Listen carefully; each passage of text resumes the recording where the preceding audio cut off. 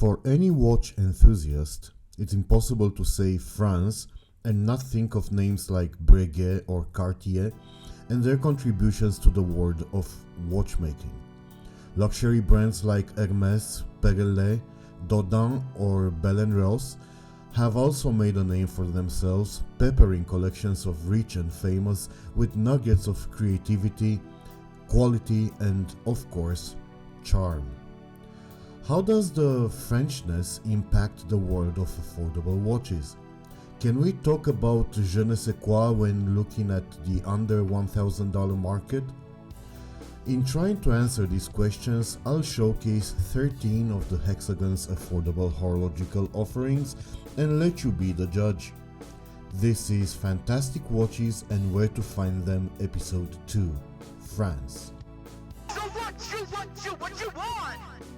Established in the 1940s and recently resurrected, Walbrook's shot to fame was producing the watch that Neil Armstrong was wearing when not taking huge steps for the mankind.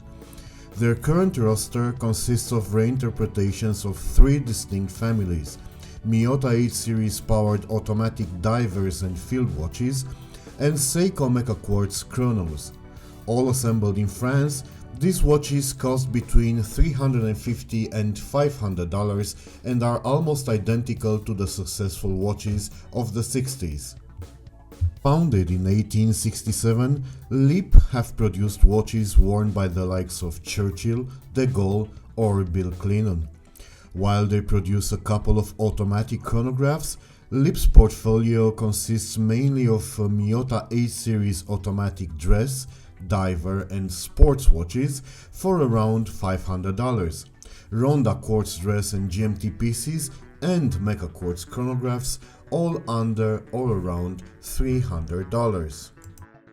Not much history for the Pancel, one of the youngest microbrands in this video.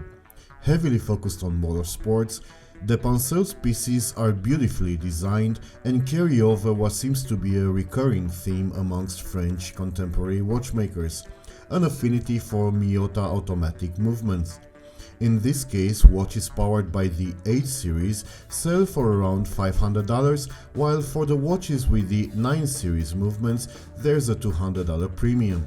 Being a motorsports-oriented manufacturer, of course there are Mecha Quartz and automatic chronos offerings as well.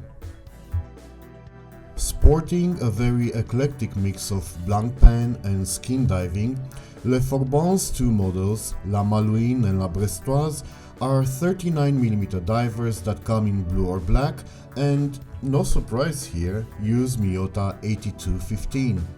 There are sapphire crystals, aluminium bezels, C3 superluminova and silicone straps, all for around $450, and you get some history with it too, seeing as those were watches worn by sailors of the French Navy in the 70s. From a former partner of the French Navy to the current one.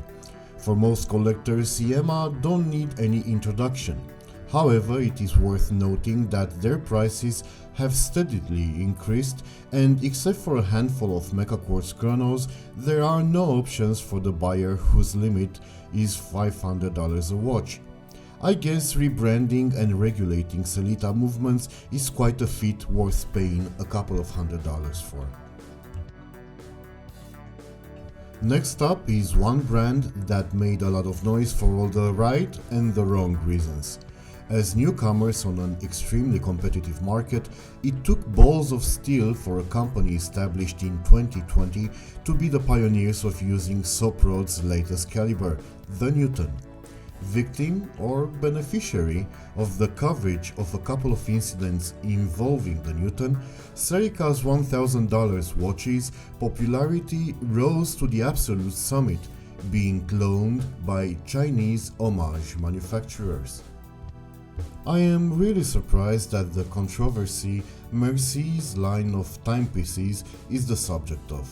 Some people say this is a boring, dull, overpriced gimmick, while others, myself included, believe this is a remarkable reinterpretation of Bauhaus minimalism done with panache, and starting at $225 for the quartz and $530 for the manual Sellita 2nd generation, quite good value for the money.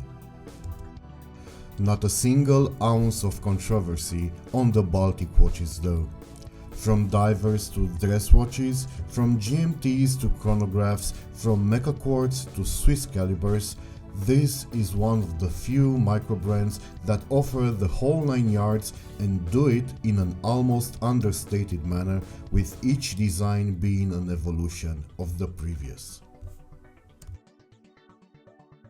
With their unique lugs and $500 quartz watches, Michel Herbelin watches do not cater to the affordable market. However, they lose a lot of value, so I have come across some great bargains on the second-hand market. So if you're looking for left-field timepieces that have some heritage, you'll be hard-pressed to find better. Even amongst those that have heard of the brand, there are not many that know Briston is a French micro brand. With their well-contured identity based on the square shape of their watches, and with prices starting under $250 for quartz chronos and under $500 for automatic sports watches, these are timepieces that will appeal to those looking for modern designs. The last brand on today's episode will celebrate their 10th anniversary this year. Finally, an NH35 sports watch, but that's not what really spells great value.